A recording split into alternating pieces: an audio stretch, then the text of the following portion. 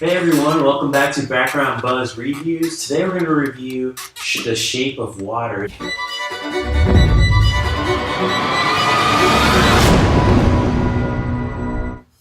Hey everyone, welcome back to Background Buzz Reviews. Today we're going to review The Shape of Water. The way we break down these review videos is we're going to give you our positives, we're going to give you our negatives, and we're going to give you our overall reviews of the movie that we thought. And my name is Wilson. I'm Steve. And yeah, we're gonna review The Shape of Water. So, and I think it's important to note that we're gonna start with a spoiler-free section. Yeah. So if you haven't seen this movie, it's fine. Stay with us. Yeah. The first half will be spoiler-free. We'll let you know. Yeah. Once we get into spoiler territory, then we'll spoil the movie for you. Come back once you watch the movie. And if this is your first Background Buzz video, we have a periodic podcast we release every week, every Tuesday, Thursdays, and Saturdays. It's mostly video game focused, but we do a lot of one-off reviews of movies, television shows that I think are related to video game culture. Yeah, I think overall our channel is about entertainment, movies, gaming news, movie news. We're gonna give that to you guys. But today, we're talking about The Shape of Water. The Shape of Water, not The Shape of You, by the way. Sorry, Ed Sheeran. Sorry, Ed. If you go to Google and you look up The Shape of, you're not gonna get the water right. The Shape of You is going to be the first outcome. Ed Sheeran is in Google's pocket. Ed Sheeran. But you and I just saw this movie, 30 minutes? Yeah, it's fresh in our minds. Fresh in our minds. So we're going to be giving our positives. Steve, what are your positives about The Shape of Water? This is, I'll say, in my opinion, this is the best movie I've seen this year. In that, and I've seen the new Star Wars movie, Last Jedi. Yeah. And that's basically it, but yeah, I'm not that big movie. Yeah, ooh boy, you're really comparing it to the rest of the I'm not a big movie. Well, you saw Baby Driver. I saw Baby Driver, yeah. You saw a bunch of movies. The Big Sick. The Big Sick. The Big Sick. I saw Big Sick. Did you see Get Out? Was that this year? We saw Get Out. No, yeah, no, it was. It these was. were last year. These were last year. No, dude. We saw Big Sick. We saw Get Out. We saw Logan. Alright, I'll tell you what. Let's rewind. We should do another topic on the best movies of the year because now I'm talking second. But I will say this, and you might think I'm wrong. Within 2017, Get Out came out, Logan, and I think The Big Sick too. The Big Sick came out. Yeah. I agree with you. Well, guess what I'm saying is that I love this movie more than I expected to because I think a lot of you will probably see this video, watch a trailer, and be like, "Oh, this is a weird chick flick," or "This is a weird Alien sort of remake." Yeah. This is But I'll tell you what, it is not that. I love this movie because it gave me a lot of very Quentin Tarantino vibes, where the dialogue is amazing. Even though the story maybe isn't progressing every single second, the moment-to-moment dialogue is so witty and so sharp that you're sitting in the movie there and just laughing and smiling the entire time because it's so entertaining. I would say you're so right about the pacing. I think the pacing was really good. But for me, the biggest takeaway was Michael Shannon. I think Michael Shannon was a great villain. No, he's the best character. And you know what? I would even go as far to say that to name Michael Shannon as the villain. I mean, I didn't see the trailers. Was he portrayed as a villain? No, he was portrayed like a regular character. Yeah, so I didn't see. And Shape of Water is one of the, I do not remember seeing that many trailers. It's a sleeper hit. And Michael Shannon is your villain in the movie, and guess what, guys? He fucking kills it. He's fucking great in this movie. He plays basically a religious, conservative, but funny. Quentin Tarantino. His dialogue is very like Steve was saying, Quentin. You can expect that dialogue from a Quentin Tarantino. No. Yeah. Most about this movie is that and what I like most about Quentin Tarantino movies is they deal with serious topics like racism, sexism, but they don't beat you over the head with it. Yeah. It's we'll do the serious topic, we'll make it funny, but still tackle this topic and make you laugh. And they do it in a perfect way where it's not offensive. It's just funny, and I don't know. Even when characters say something weird, you're oh, this is hilarious. This is how I would expect this character to act in this situation. Also, there's a lot of scenes with Michael Shannon that are completely not related to the movie, but like relate to who his character is. Yeah. So non-spoiler, just a bunch like there are scenes where you're gonna watch this movie and you're like, he's this weird character, right? And I feel like he always played the same character. Yeah. So Michael Shannon for me was a standout. It's positive. Also for me, like I particularly like the music.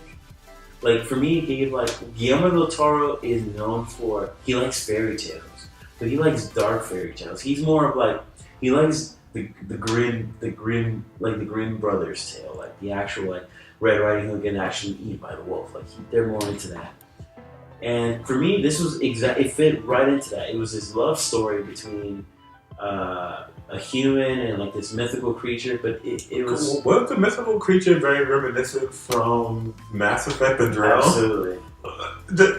Absolutely. Maybe we'll put a picture in the background. We definitely will. Check this out, guys. We'll put it side by side, but we're telling you, come on.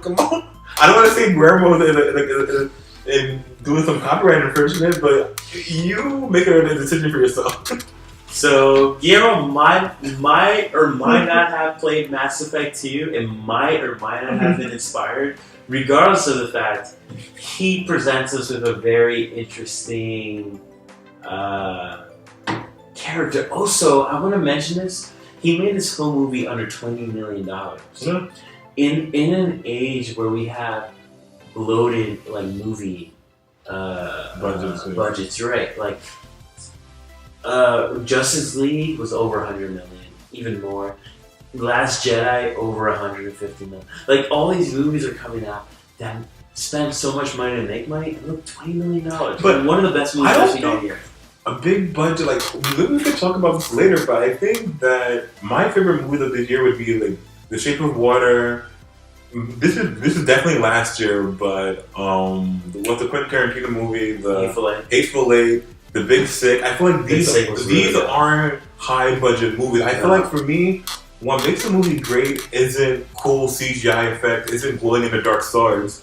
It's fucking good dialogue. And I feel like this movie had that in spades. Yeah, like, it was really we're not gonna spoil anything for you, but we were laughing the entire movie, and like some of the lines were really good. The theater was kind of like empty, but everyone that was there was laughing. Like there are some gems in there. Yeah, I think that some of the dialogue is so spot on as far as like there are certain scenes where you know what it is. Like we grew up watching Quentin Tarantino, so he's our standard, at least for me, as far as like good dialogue that like really like gets my blood pumping. And like there are some scenes with Michael Shannon, him particularly, that like really bring that out. Like he says some things. There's a great bathroom scene. I think so. I watched the trailer of this movie and I was very down on it. I thought it was gonna be like another bullshit love story. But guys, don't make the same mistake I did. Like watch this movie. I feel like the trailer. I mean, in my opinion, I feel like the trailer do not do this movie justice. Like you have to see it for yourself, and if you're a Quentin Tarantino fan, if you're a fan of good dialogue in movies, I think you're gonna love this movie.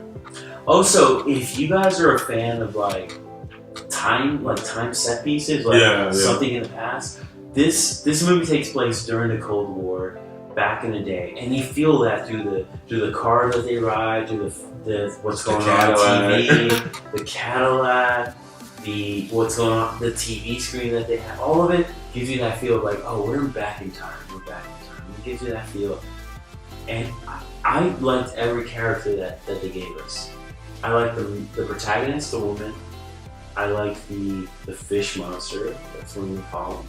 The Jarrell from Mass Effect? I like the guy that was with the protagonist, the guy who was the artist.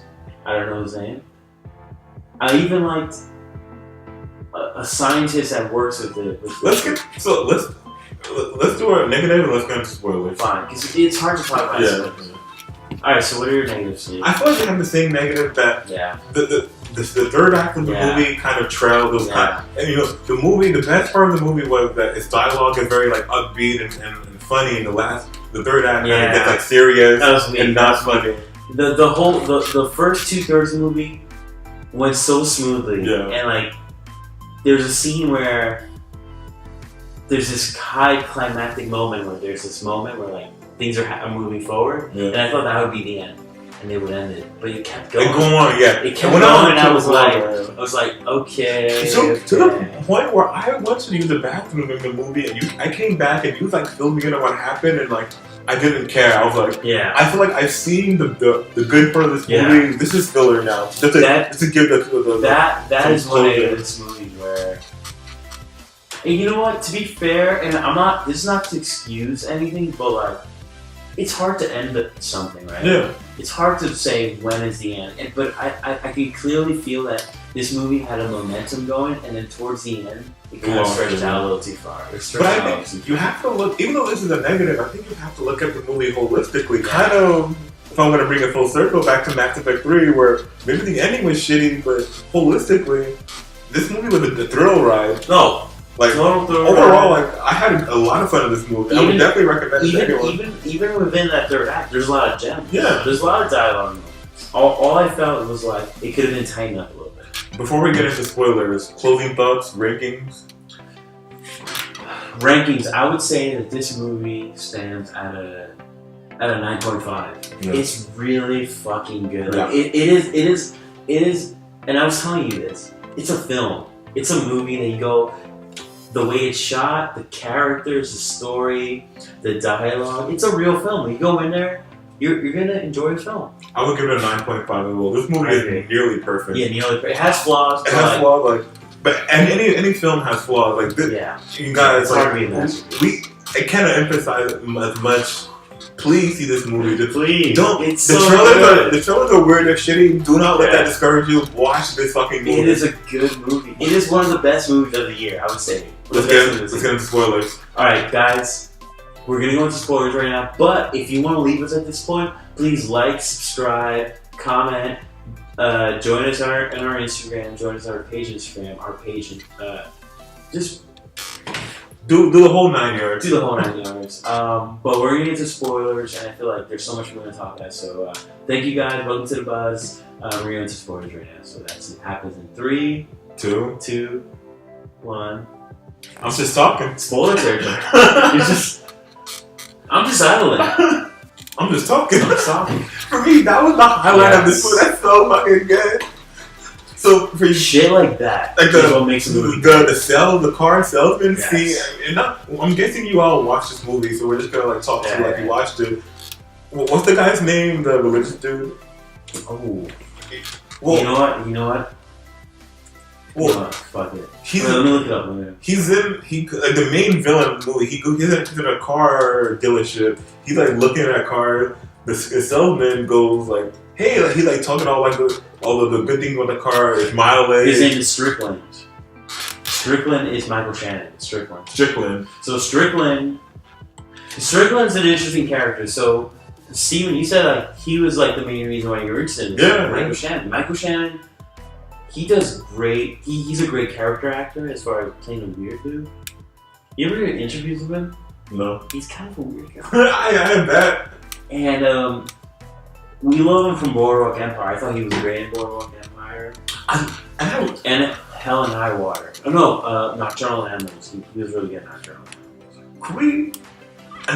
Can we talk about? I feel like this is very similar to a Quentin Tarantino movie in the sense that they deal with racism, but in like a funny way. I love the scene where he's talking about like the Lord. He's like, yeah, like the Lord was made in our eyes. Like, do you think the Lord looks like this? Like, he looks like me or you? And he's like, well, probably more like me. Yeah. Like, these little subtle things like that are so fucking funny to me.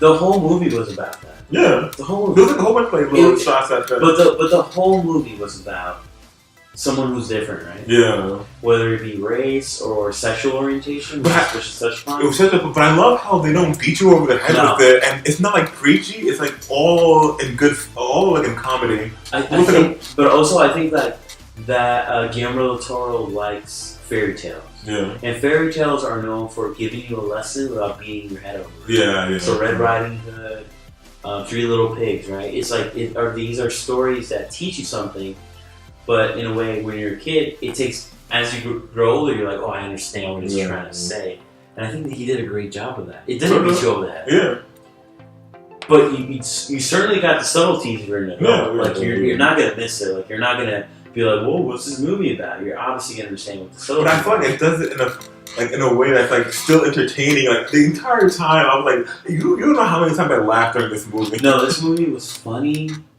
In fact, Michael Shannon stole the show for me. I thought he was the best part of this movie. I also thought that I see here Eliza Esposito. Well, that's her character name, but Sally Hawkins did such a great job as playing that protagonist. She totally killed it. All of them did very well.